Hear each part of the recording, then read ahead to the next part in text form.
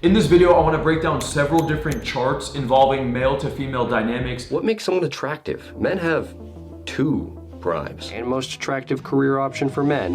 Ooh, what can this be? It's because the male is not stepping up within the relationship. You don't just sit there and complain behind the keyboard. This dude's making a massive conclusion based off of speed dating data. I call total on that, bro. So I want to show you guys what's the cap lies, as well as what's the reality of the situation when it comes to actual dating. So this is gonna be a really insightful video. Let's jump into it. This is a chart showing how men perceive women's attractiveness. Looks pretty normal. Men tend to perceive women's attractiveness on a standard bell curve. On the scale of 1 to 5, the average is 2.83, with the most common rating being 3. 8% are above the 4 and 17% below a 2. All pretty normal. And here is how women perceive men. Yeah, doesn't look so good for men. So here's the thing, this guy's showing this chart and he's saying it doesn't look so good for men, but honestly, I would actually view this as a positive thing, because there's a lot of dudes out there that see data like this and they assume that, okay, we as men, like, we're fucked. I look at this chart and I see, okay, the bar is set really low. Like, yes, if you completely stay the way you are and you just stay the same and you don't make any improvements, you will be the average dude and you will be at the lower percentage in a completely skewed graph that is not favorable for men. That's the bad news. But the good news is that you as a dude, especially if you watch my channel, you're automatically in a position now where you have the knowledge and access to take action on these areas of your life. And when you look at it from that perspective, if the graph is that messed up, you don't need to actually move forward that much further to get to that higher percentile of men. So yeah, we could look at this from, I guess, a societal standpoint and be like, wow, like, we as men are fucked. But honestly, somebody like me, I look at this graph and all I'm thinking is, dude, the bar is set so fucking low. All I need to do is put in some effort and I can surpass most of the people in this. Taking this at face value, only 1 in 6 men are above average in an absolute sense. And if we translate this plot to something more familiar, like IQ, then we have a world where women think 58% of men are brain damaged. When we dive a little deeper though, it becomes clear this isn't a men are too ugly to date thing. It's a men are too ugly to hook up with thing. And when he says ugly, I think he means just in a general sense. He doesn't mean just physical look. Women perceive the dude as quote unquote ugly by a variety of different characteristics. Yes, physical appearance is one of those things, but that's not necessarily what makes him ugly. A girl could look at a dude and be physically attracted, but as she gets to know him and his personality, and there's a lot of ugly traits about him, that could actually make him ugly. In the same sense, an average or slightly above average looking dude could become very hot or extremely sexy to a certain woman if he possesses the necessary characteristics. Rudder got access to the rest of the Match Group's biggest platform's data, the two biggest of which at the time, Match.com and Tinder, give us a lot of insight into what's really going on here. Although charts or data were never posted, we can estimate based on what Rudder said. This is an estimate of how women perceive men on Match.com, and this is an estimate of how women perceive men on Tinder.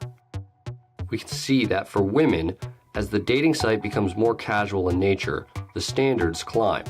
Although people like to push the narrative that women are delusional and have too high standards, the data seems to say the relatively high standards are only for casual intimacy, which when you consider the additional risks women take on with intimacy, the relatively high standards seem reasonable. Now, I would agree with that, because as we start to look at things on more of a casual, short-term perspective versus long-term dating, it's less about the survival characteristics that are thrown into the equation, right? It's less about what he can provide for me long-term. Women are thinking, if I'm gonna take the risk of a casual hookup, you better be attractive. The next question is then, what makes someone attractive?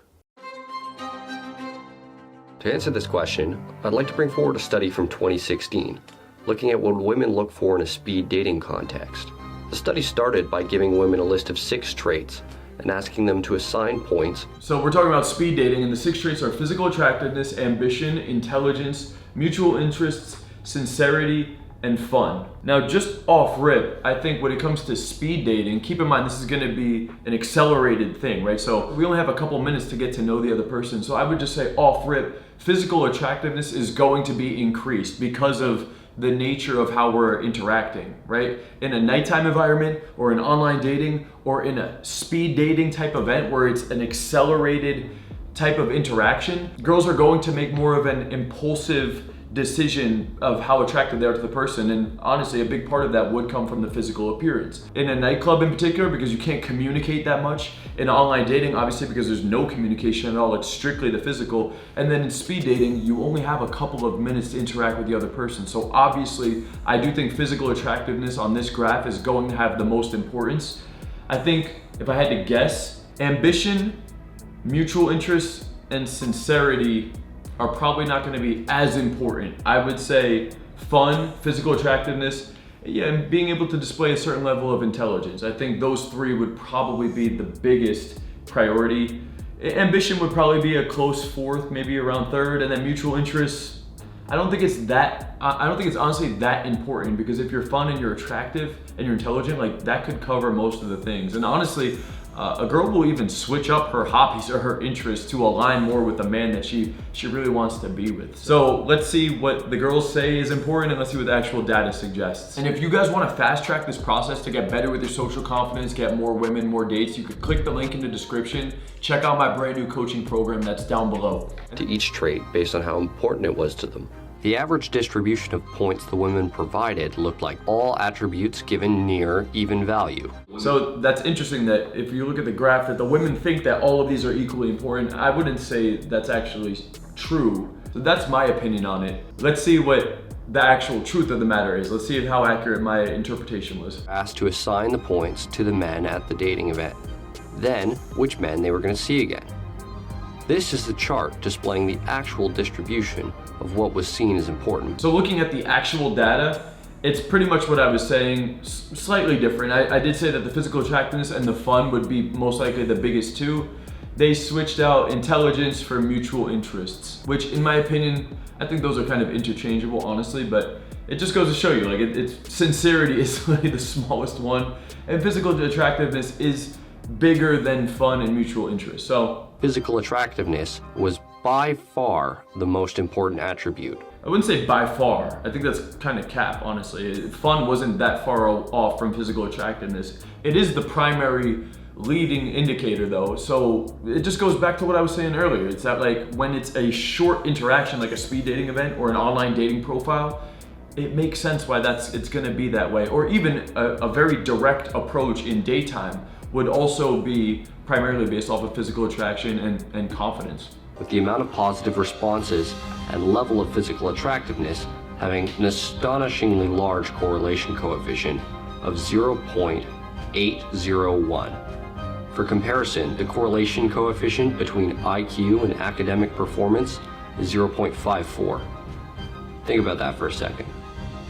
For those wondering, online dating shows an even stronger correlation, with the data from OkCupid showing a 0.92 correlation. None of this is surprising. This dude who's saying that this is going to change the way you'll see dating, like this to me isn't that surprising, especially in online dating and speed dating. Now, if you take these same women and you put them into an environment where they could interact with men over a longer period of time, like in a classroom setting or in a work environment or in a social circle setting, or if they got to know the dude over a course of hours, this data would be completely different. So it's cool to look at these interesting data points when we're looking at online dating or a speed dating event, but also understand that these same women that over prioritize physical appearance in this setting, if she got to know the dude over an extended period of time, he doesn't need to be that physically attractive if he had a lot of these other characteristics really going for him. Coefficient between physical attractiveness and the perceived attractiveness of a profile.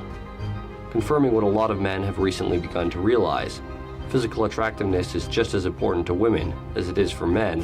Women just don't admit it. We're talking about speed dating event though. This dude's making a massive conclusion based off of speed dating data and online dating data. That is not the same representation of how a lot of people interact with other people in certain environments that they go to consistently. So understand, like, although he's presenting it a certain way, I call bullshit on a lot of this stuff. Thing I think most people aren't aware of is the effect of attractiveness is exponential. The 2011 study, What Makes People Click, Mate Preferences in Online Dating, looked at various traits to see what makes people attracted to each other. The study separated the 22,000 participants' facial attractiveness into deciles of attractiveness, with the top 10% getting separated into two groups, giving the top 5% their own group. To no one's surprise, the study found attractive people were significantly more likely to receive messages and match requests, but the distribution was eye-opening.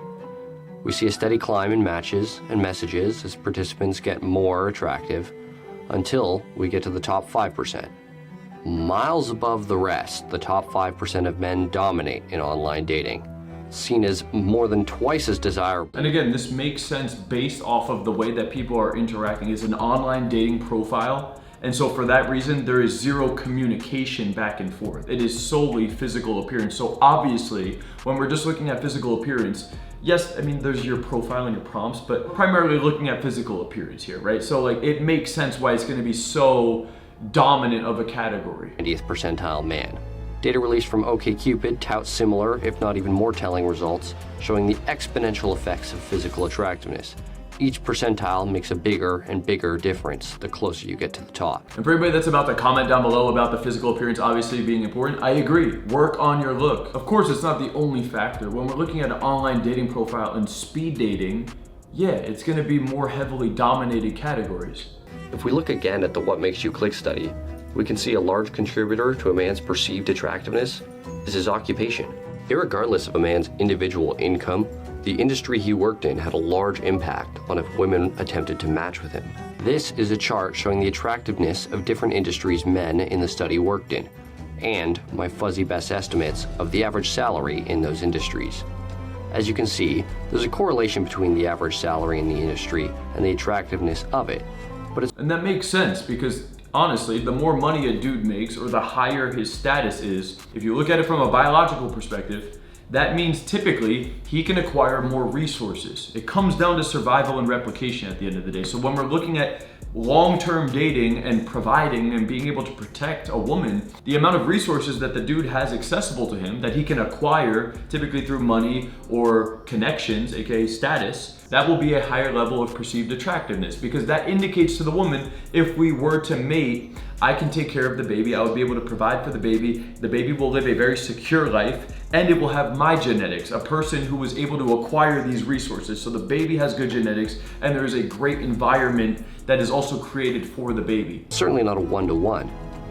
Industries like computer engineering, science, government, politics, and financial accounting make a large amount of money, but don't give the men in them much of an attractiveness boost.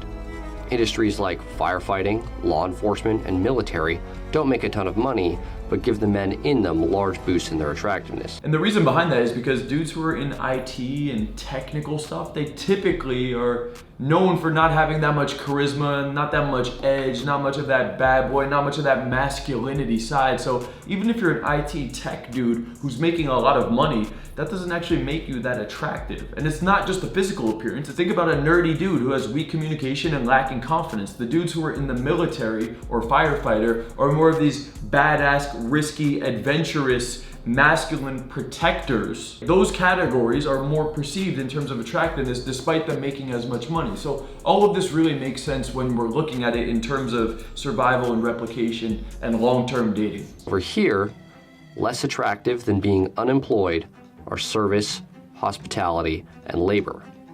And up here, in the corner, the highest paid and most attractive career option for men. Ooh, what can this be? Highest paid and attractive, highest paid? It just goes to show you how disconnected I am from corporate America, honestly. I was gonna say entrepreneur, but it's definitely not. What the fuck could it be? Only because my definition of entrepreneur and like societal's viewpoint of entrepreneur are completely different. Damn, if I had to guess the highest of industry attractiveness, what could this be? I don't know, I'm gonna guess maybe CEO. I don't know, let's see. Legal/attorney. A lawyer, what, really? That's a little surprising that it's that skewed that highly. Maybe your parents were right about considering law school. Something I've heard discussed a lot over the last few years is how men get better with age while women only get less desirable. And while the former is true, the latter isn't. This is a chart showing the age at which men and women are most desirable to each other at every age. Okay, so age of the person, age of man, as the man gets older, age they're most interested in. Oh, okay, so as they get older, what is the age that the other is most interested in? Yeah, I would say, generally speaking, like regardless of the woman's age, she's gonna be wanting somebody, if I had to guess, within 5 to 10 years. Obviously there's deviation, and most women, you know, could like a slightly bigger range too. And I would say with men, I feel like it's like that too, but only capped up to about, you know, women of their 40s. I think once a dude's 50, he probably, assuming he's still in a good physical peak condition and attractiveness, like he's probably not gonna want someone who's more than like 35, maybe 40. So I don't know, let's see. The thing that sticks out the most is that men's preferences don't really change as they age, always being the most interested in women 20 to 22. See, to me, that's pretty interesting. Like, I don't know, maybe I'm like weird about this thing, but like, to me, a dude who's 50 still wants to be with a 22-year-old. Like, to me, that seems kind of weird. I don't know, I'm not gonna lie. Only because, like, guys, I'm already like 34 years old, and I don't know, like when I talk to some of these 20-year-olds and 21-year-olds, 22, I just feel like this massive like disconnect, honestly. I can't imagine that as I get older and older and older that I would still equally desire that, because me desiring that from 25 to 34, my perspective on a 21-year-old has changed, in my opinion, like massively. I guess the one thing I would argue is that maybe I am not like most people in the sense that I have more access to women and I interact with so many women, and most dudes probably date throughout their 20s and 30s and get into a very long relationship at that point. So the dudes that are 40, 50, that have been with their partner for a long term, they're probably craving something of a younger demographic. Like, to me, that makes sense. Also, if you look at it from a replication standpoint, like, you know, we would always crave a woman who could still technically have our babies, right? And a woman that's like 40, 50, 60, she's starting to become further and further out of that range. So I guess I understand why that is. But also, if you look at this graph, the dudes who, once they hit 40, they do typically start to crave girls that are like 25, which I think is like the minimum. I don't even really want to, personally, I don't even really want a girl who's like younger than 24 at this point. So I don't know, maybe I'm the deviation from this, but to me, that was always my perspective on it. And as I get older, that's what I'm noticing within myself too. I think we all knew that though. Something I don't think most men realize is that the prime demographic they're interested in, 20 to 22-year-old women, are most interested in 21 to 25-year-old guys. That's your peak, guys. It's not your early 30s, and it's certainly not 38. It is worth noting that as a man... Okay, so that's interesting, but I think the reason that most girls like those dudes that are 24, 25 is just because if we look at the previous chart from earlier on in this video, most dudes who are 30, 40, 50 are really falling off. I don't think that chart takes into consideration the top 1 to 2% of men who actually takes care of himself in his 30s and 40s. So like, this data, in my opinion, is a little skewed. As a dude, as you get older, assuming you actually take care of yourself, I mean, look, I'm 34, I'm halfway to 35. I guarantee you, I actually look more attractive at 34, 35 than I did at 25. And most girls don't even believe I'm 34, 35. I almost get disqualified if I'm talking to a woman who's 31, 32, 33. They disqualify me because I don't look mature enough for a woman that's that age a lot of the time, despite me actually being older than them. So it just depends on, can you actually take care of yourself? Most dudes my age, or even older than me, they start to become more and more unattractive. I will still look good at 40. I'm gonna look good as fuck at 40, just because I know my diet, my discipline, not putting any bad shit into my body, I will be able to maintain my attractiveness long term. So yeah, generally speaking, if you ask a girl who's 20, 21, 22, what do they want? Yeah, of course she's gonna envision a 25, 26-year-old. I don't think any girl's gonna envision a 40-year-old because they generally assume a 40-year-old dude looks really old and washed up. So it's like, again, these numbers and the data is fucking bullshit in my opinion. Not that it's bullshit, but understand, like, if you're watching this video, guys, and you take care of yourself, it's not hard to become the exception to a lot of this data. Like, it's really not that hard. Most men are not working on themselves over the long term. So really the biggest takeaway from this video you should have is keep putting in the work Stay consistent with this. Keep working on yourself, because the further you get into this journey, the more and more fruitful it becomes for you. If you guys want to fast track your results, if you want to increase your social confidence, increase your mindset, your discipline, your work ethic, remove all the bad habits and stuff that are going on in your life, and really max out your self-development, guys, click the button below, get inside my new coaching program. This essentially means men have two primes. A first prime from the ages of 21 to 25, when prime women, 20 to 23, are most attracted to you. And a second prime from ages 25 to 30, when you get the most attention from women overall. I think it's also worth pointing out that even women start wanting to date a little younger as they get older. I still call bullshit on the women that are 20, 21, 22 wanting a 23, 25-year-old. Yes, on paper, I think so. But if you ask them if they want a 25-year-old or a 30-year-old who really takes care of himself and really has everything, she's gonna choose that guy for sure. I can tell you because I went through this process. At 23, 24, I looked like a fucking chump. I looked more attractive, was more confident, was more experienced, and got more women at those later ages. So I don't know, I call bullshit on this. This graph is just taking into consideration the general population, which doesn't evolve and continuously upgrade their appearance, their confidence, and these other elements. So dating truly is a younger man's game. And despite men seeming to age better he said dating is truly a younger man's game. I call total bullshit on that, bro. Yes, if you look at general society and the general population, it does favor a younger man in terms of dating. But all the more reason you can be the exception from these numbers, because it's so skewed. The bar is set so low, dude. As you keep getting older and older and older, if you just keep putting in the work, like, it's gonna change. I bet you if we look at this data 10 years from now, it will actually be more aligned with what I'm saying. Than women do in men's eyes, Father Time continues to stay undefeated. Now, there's one more thing in the What Makes You Click study I want to show you. When reading through this study, I found this. The researchers concluded that both men and women's height preferences depend on their own height. Basically, Of course, because height is all perspective. And actually, this brings up an interesting point, because there's so many dudes out there that are like, but I'm 5'7", but I'm 5'6", I'm 5'5", I'm 5'4". Most of the girls that I've hooked up with, honestly, are somewhere between 5 foot and 5'6".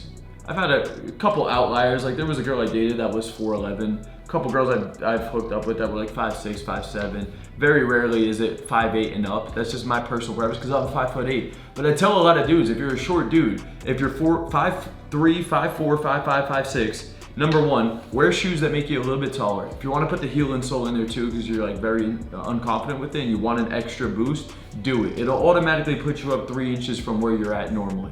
Like 5'3" dude could be 5'6", 5'5" dude could be 5'8".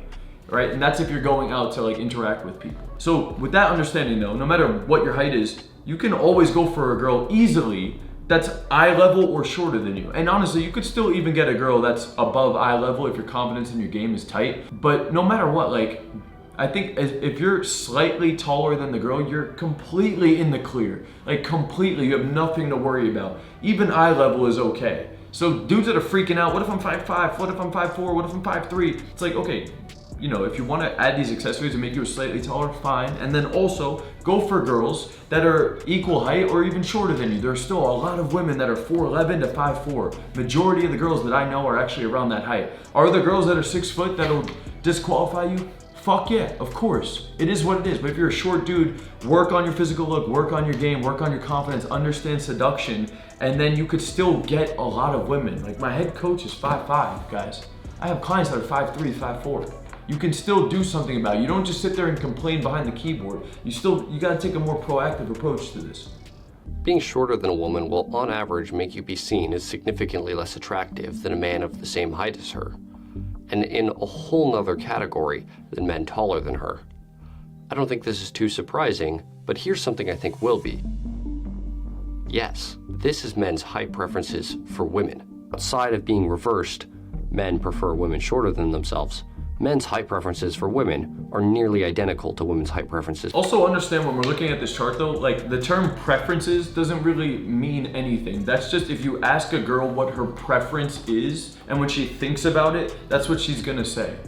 But there are a lot of women that once you're interacting with them and they feel certain emotions when they're in communication with you, or the way that the environment is treating you, or the way that social proof is hitting, or the way that your conversation skills are, can create emotions within the girl that where she's not logically looking on paper, oh, but I said this and this. It's like once the emotions start taking over, a girl, even though she prefers to be with a taller man because she's thinking about it logically, when she's impacted emotionally, it can be completely swayed. Height preferences for men, which makes sense when you think about it. Would you want to date a girl 5 inches taller than you? Women feel the same way about dating men shorter than them.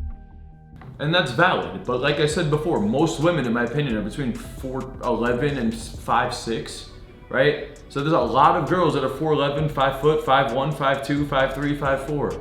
So if you're a shorter dude, you still have, in my opinion, access to a lot of women, and you could still technically get the girls that are taller than you. That will be more difficult, but there's still a lot of options available. Although men and women think similar in regards to height, one thing they don't think similar in regards to is divorce.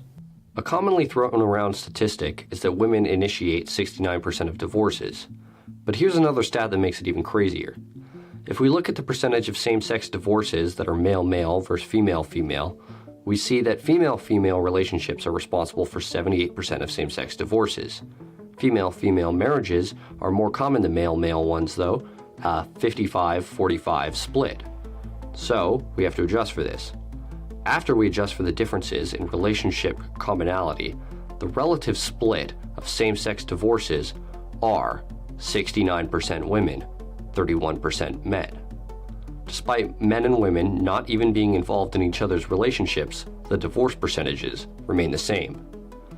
Pretty unbelievable, right? The current common hypothesis? What's the conclusion of this? Is women are responsible for I think it just means that women will ultimately make a decision to walk away from something, and most men who are in the relationship will still kind of just stay in it despite them not being happy in the relationship. That's my honest thought. That's how I interpret this. Because I think some other people might look at this data and think like, oh, okay, well that just means that the women are always the ones responsible for the divorce. I would look at this data and just mean like women at a certain point, once they're genuinely fed up, they'll be more inclined to actually leave. And I think that a lot of weak dudes, especially the ones that aren't making their partners happy in the relationship, those dudes, because they already settled in other areas of their life, so it makes sense why they wouldn't actually walk away from the relationship either, because they're not stepping up in any other area of their life either. That's why the relationship isn't working out to begin with. The current common hypothesis is this is due to trait neuroticism, which measures one's sensitivity to negative emotions. If you take a random man and woman, the woman will be more sensitive to negative emotion, more neurotic, 62% of the time. This is why women are commonly seen as more emotional and volatile, both sub-characteristics of neuroticism. What this means for divorce, though, is that in 62% of relationships, the woman will feel the problems in the relationship more than the man will, which explains a large portion of this seemingly astonishing statistic. And there you have it.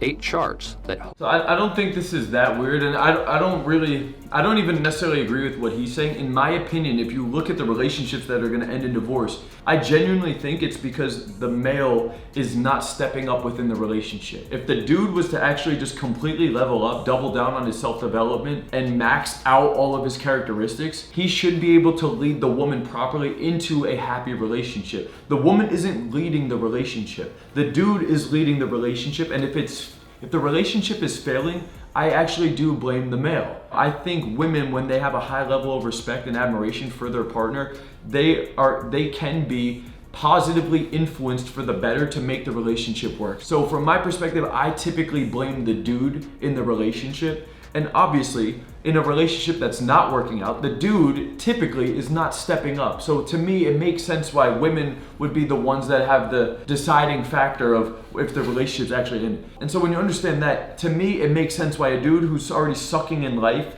also isn't willing to walk away from the relationship either, because he probably doesn't have any other options either. You know, the successful dude who's really on his shit, he's probably the one that would be willing to walk away, but I also think that guy possesses the qualities to make the relationship work. And my conclusion with all of this is that the data and the numbers a lot of the time is just skewed bullshit, and dudes get overly fixated on what women are making claims about or what the numbers suggest. But understand at the end of the day, what it really boils down to is everything I talk about on my channel, guys. It's not like I'm withholding information that I don't want you to see on my channel that contradicts my philosophy. Like, I have been through this for over 10 years at this point. I've studied a lot of this stuff, and I have a really good grasp on the concepts that we're talking about here. So I think personally, the dude that's reading this video off, I kind of disagree with his perspective on some of these things. And regardless as to whether or not if the data is accurate, none of it really changes anything about your circumstances. We could sit here and cry about the data all day about women's preferences and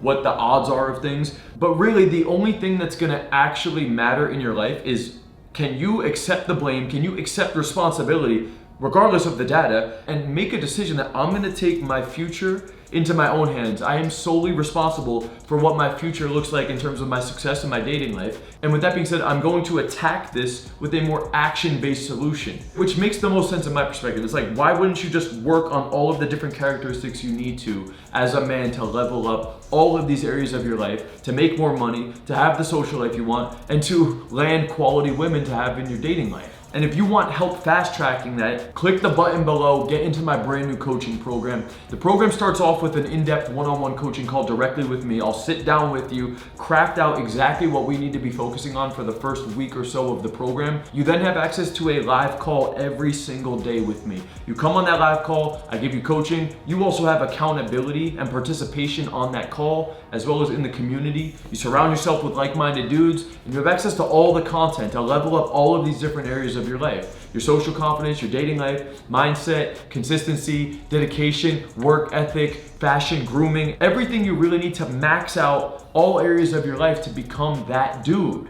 All right, so if you want access to that, get in the program right now. The link is in the description. Check out the video that's right there. If you're on board with it, I'll message you when you come into the community. I look forward to seeing you on that one-on-one onboarding. That's all for this video, guys. Peace out.